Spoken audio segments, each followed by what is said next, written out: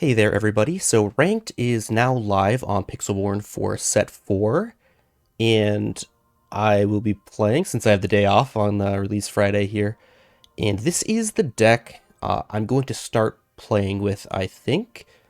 I worked a little bit on it in lab mode, and basically what it is it's a typical Steelsong deck that uses the power of Philoctetes to push lore in the mid game.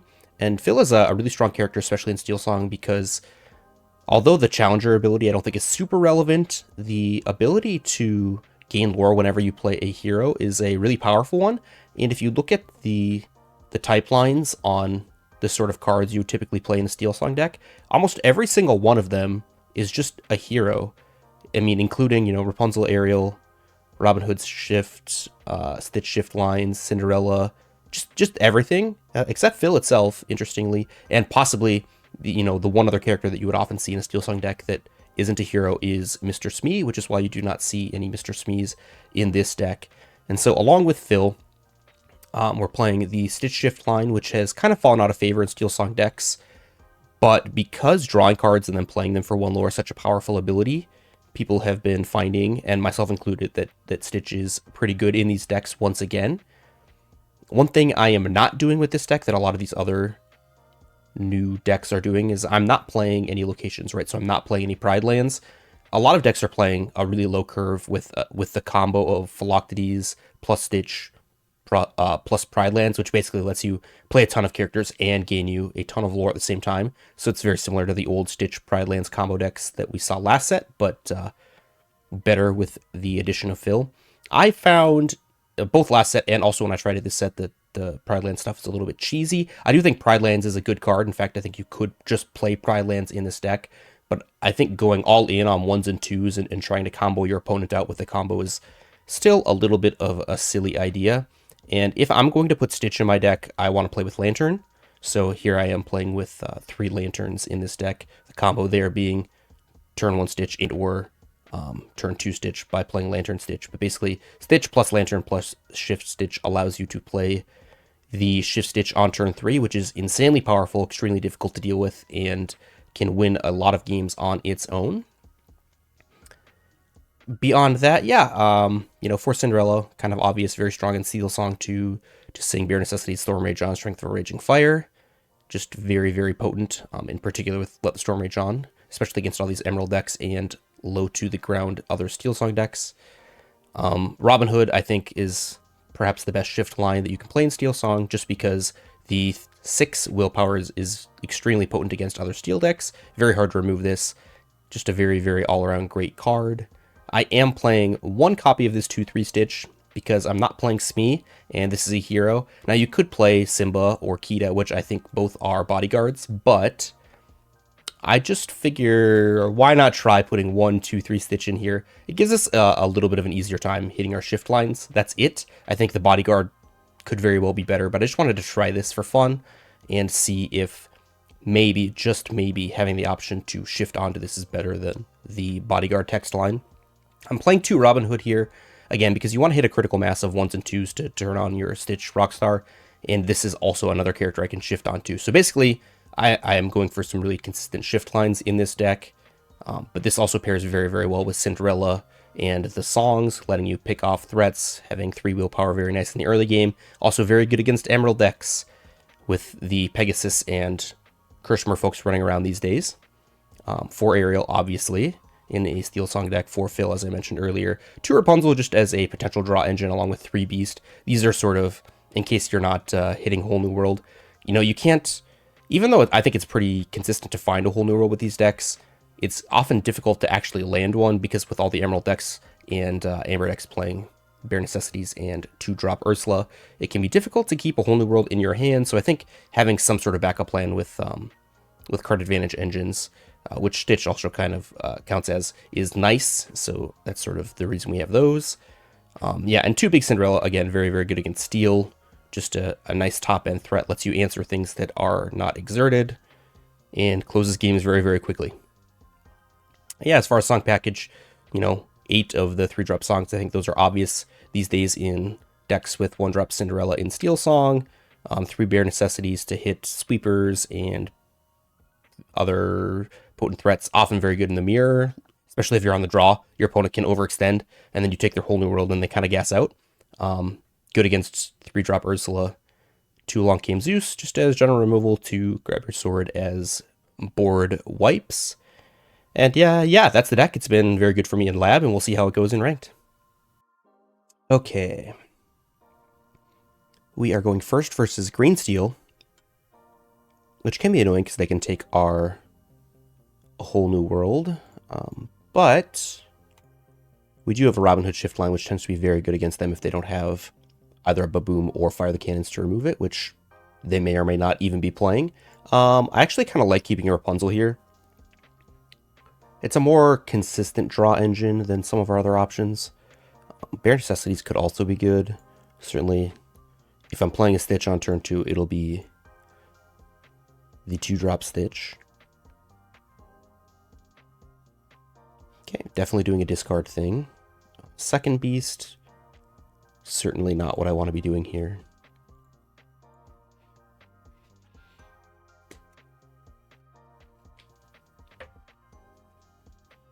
Alright, they ink a beast of their own. Ooh, they do have a Baboom. Well, that's good for them. No doubt about that, in my opinion. I'm going to lead on this.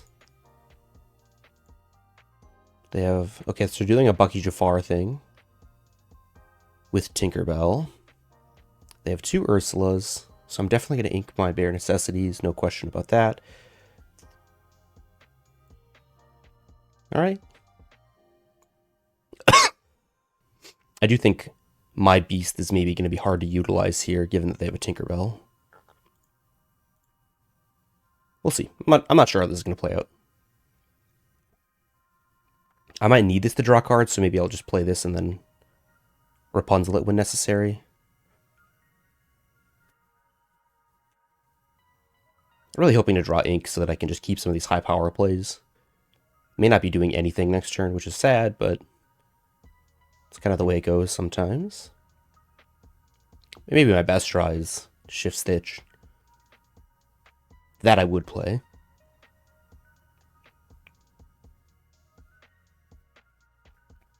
I think inking Beast there is a little bit curious. I feel like Bucky Jafar Beast is a pretty decent curve. Like, why not ink one of the Ursulas? You know I saw them, so I'm going to ink my spells, or my songs if I have them. Yeah, this is suspect play, in my opinion. Phil. Do I play Phil?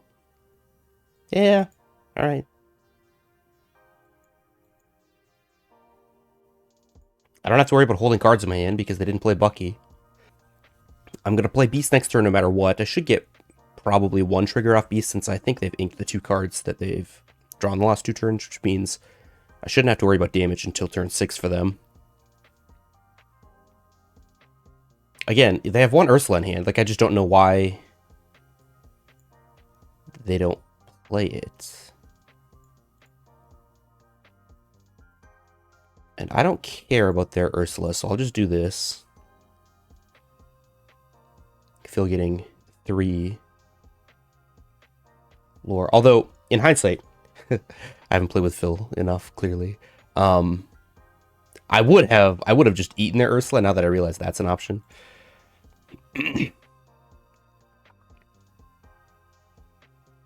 Still, hoping this beast can get me there.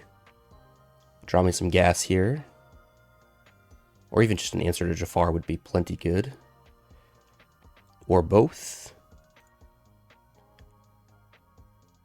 Okay, so we're gonna sing Strength of Raging Fire, shooting down Jafar. I want to keep my beast safe. We'll just quest for 1. We have no hands, so this Bucky doesn't really matter. They can... I guess they can play Tinkerbell, so maybe I should have quested with Beast, but that's fine.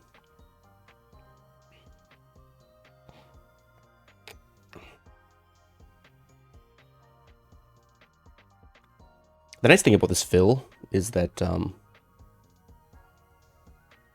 that's a good draw. I was going to say that even if I can't quest, like, I can continue getting lore, right? So I'm at +7. I could go to 16, and then, you know, 17 with whatever I drew. Would give us a nice way to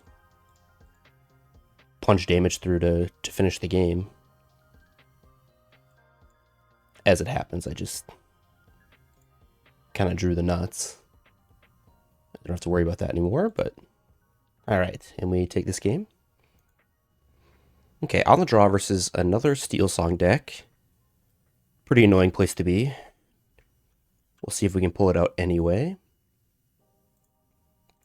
We definitely want to keep access to our shift lines.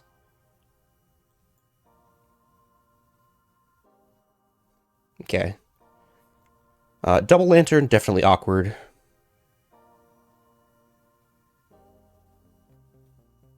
We'll see how it goes, I guess. Getting them in play is nice against other Steelsong decks, that's for sure.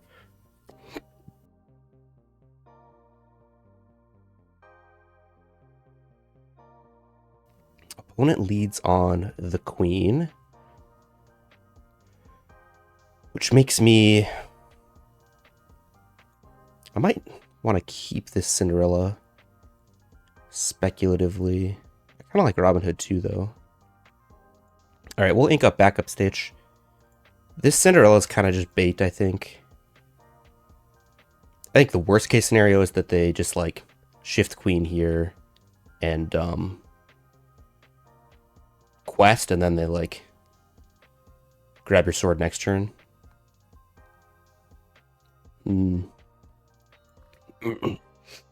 So they're just going this route. Alright, well, we'll just do what we can. Try to get these lanterns in play before they wheel us, and then hope that we can leverage Lantern to overpower them. Okay, so they have the shift, so grab your sword is like the worst thing they can do here. Alright, that's annoying, but beatable.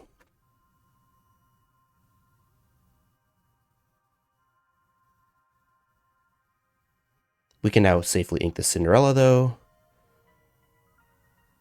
So we have options.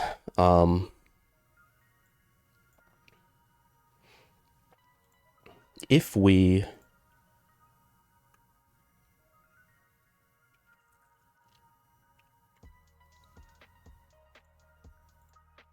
If we just play our Stitch and keep this Robin Hood, we're walking into Zeus Bolt. We have the option of just, like, shifting Stitch and boxing the Queen, which lets them trade with either any removal spell or their own Queen on board. But it's still at decent value for us. I think we almost have to do it. I feel like anything else is too high risk.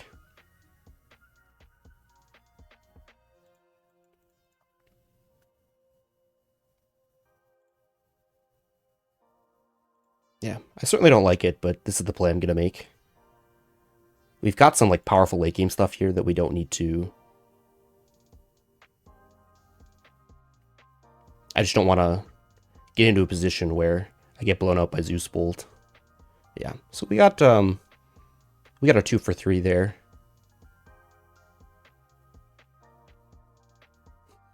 That's a pretty bad draw. I think that I'm just going to put my Robin Hood in play so I have something that can survive pretty much any removal spell they might have, and also challenge this Aerial down in the event that they Whole New World us. Obviously, I'd love to get this Lantern in play, but never had a great time to do it. Okay, and Zeus Bolt? Wow. Alright, fair enough. Fill. Well, I can play it. So at least I've got that. And now if a Whole New World does happen, we're set up pretty decently with these lanterns.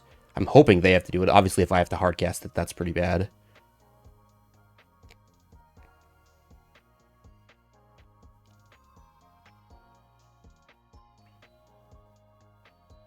Robin Hood. That's annoying. Okay. This, I think, is good for me. Would have loved to see Strength of a Raging Fire there. Something to deal with these annoying characters. Okay, and it's me. Makes me think they're maybe not doing the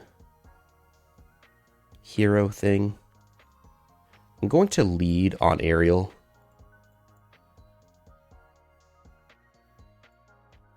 Let's see what we're working with. Okay, so we have a strength.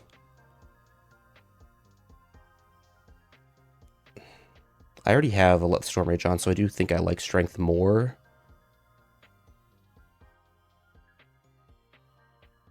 I don't really want to go all in on the board.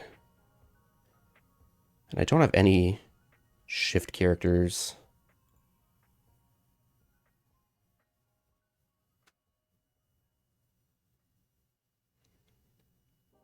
Okay, I'm going to shock the queen, I think.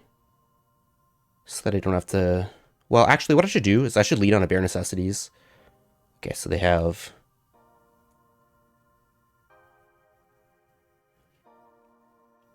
lots of removal, but not a ton of gas, which is nice. I guess I'm most afraid of this, so I can land like a beast next turn, maybe. Because characters are going to trade off here. Then I can sing this. Give me my options. Could have shot down like one of these things, but I'm not that concerned about it. Sorry, I don't want to ink that. I want to ink that. And then I think I will play 2 1-drops, get some value off Phil. Weird situation for sure. Could have done some things differently there, no doubt.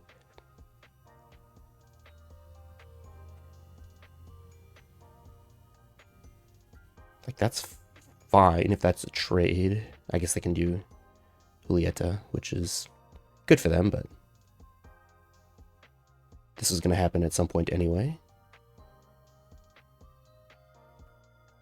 I'm not sure how I feel about this in Steelsong, in part because it's so hard to like get damage on these 2/2s. Okay, so they just drew another Zeus Bolt. They can shoot something here as well.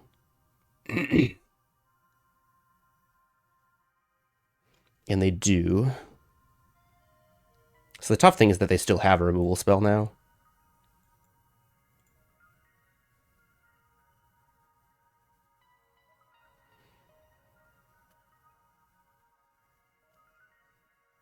I have a number of options. This shoots Beast, like, for free currently, so I don't want to do that. I should maybe get value off this while I can, and then hope my Robin Hood can pull me through. Yeah, I don't care about Flute. Certainly not while they're empty-handed. Let's do this. Then make this trade. And then just try to dominate the board with this Robin Hood.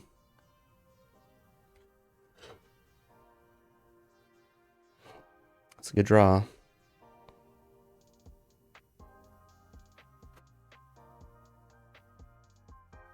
It's a decent draw as well.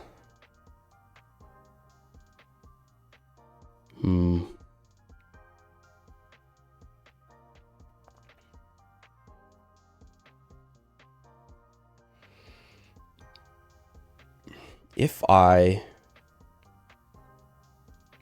Okay, so I think I found my line. I think it's going to be Beast plus Cindy plus Sing Strength on this Robin Hood. And this sets up my Beast. Obviously their hand is Flute, which is not particularly scary right now. They've already gone through at least...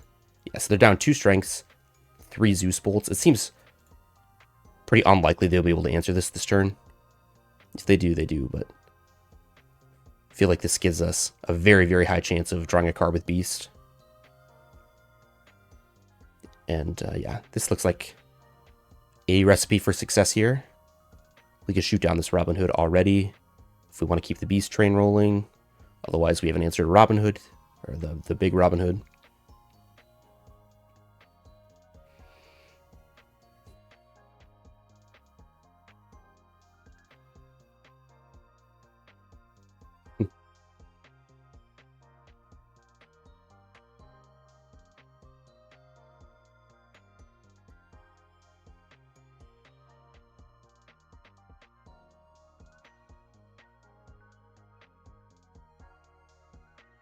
Alright, let's play another beast. Then I do think I want to shoot this.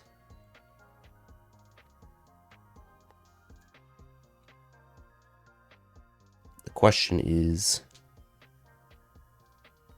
how? I'll play the Stitch. Could hold it trying to find a big Stitch, but that seems speculative.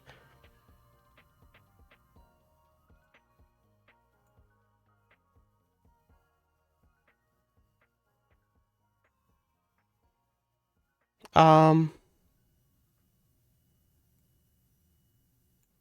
I'm going to do it this way. This obviously allows them to challenge my beast, but this allows me to get the Julieta off the board and gain 2 lore. Now they have the option of coming into this beast with this Robin Hood, but it doesn't kill the beast and sets up Ariel. Then they could trade with Ariel here. But that's fine with me. Okay, so they just get 1 lore off bare necessities. That's not great for them, and then they just concede. Alright, not bad, not bad. Alright, on the play versus Blurple. It's definitely a good matchup for Stitch Rockstar, Speak of the Devil. Just because they have a tough time dealing with a wide board. I'm going to ship these 3. Looking for like a song to control the early board, maybe. Alright, that doesn't happen, but that's okay. We've got a half-decent curve here. Greetings. I'm going to put the Cinderella in play, just sort of speculatively based on the fact that we'll probably get a song eventually. If not, we have a 3-drop that will find us a song. Chernobog's followers. Well, I'm going to ink 1 fill. Play this Stitch. I could quest for 1. It's like a real consideration for me. I don't care that much about Cinderella, but the fact that I'm playing this Ariel next turn makes me think I should probably just hold on to it, because if I hit specifically Strength of Raging Fire, I'm going to be glad I have it around. Alright, time to get rid of this. It does draw a card with Stitch. My hand is so good. I do like having 1 copy of Fill around, though. Okay, let's do this. Grab your sword. We'll pass. I don't want to allow them to trade with the Stitch because I want to shift it next turn. And this Grab Your Sword will sweep this stuff up. Obviously, I expect that they're going to just cash this in for a card now. But if they don't... Okay, and they choose not to. I think Phil pairs well enough with Stitch Rockstar that I want to hold on to it. I don't know if they're like baiting me to play my Grab Your Sword here, but I'm going to do it. I feel like it's going to be... It's possible, but it's going to be difficult for them to answer my Stitch here. So I think that I want to quest. I'll offer up my Cinderella as well. Obviously, if they end up spending like snakes and foxes, then I'd rather have them shoot my Cinderella than my Stitch, or even my Ariel, frankly. Hopefully they don't have a crab. Like if they have crab, okay. So they didn't have the nuts, which is good.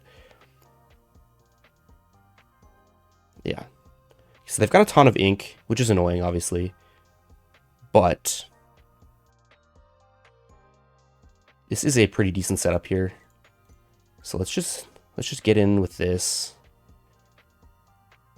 Wow, no 1-drops. It's really not where I wanted to be. Shoot down the Mim. Yeah, yuck. What to ink? Of these, probably Robin Hood. I was really, really hoping to hit a 1-drop there. Set up some shift lines, get a Laura Fill, draw a card with Stitch. Because now they can start playing stuff like Elsa, and we need to close this game pretty quickly, I think.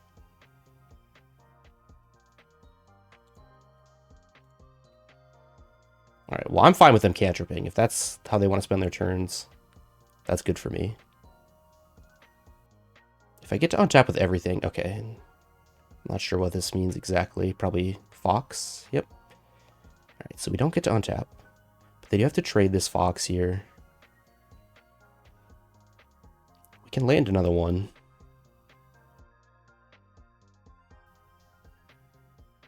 Oh, they befuddle. Interesting.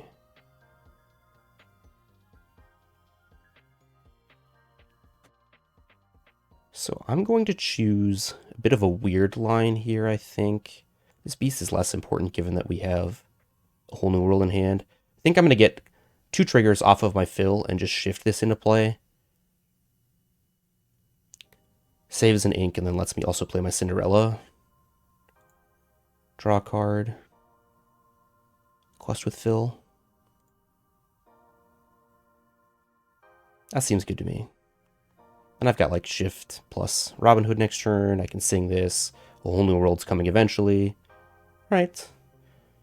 They keep removing my stuff, which is annoying, but certainly beatable.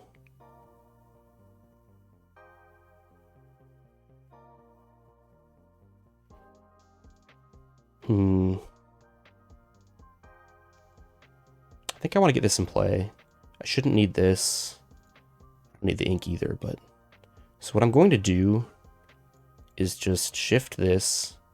Then I'm going to shoot down the Maleficent and then challenge the Yzma. Just trying to maintain board control. Never let them back in.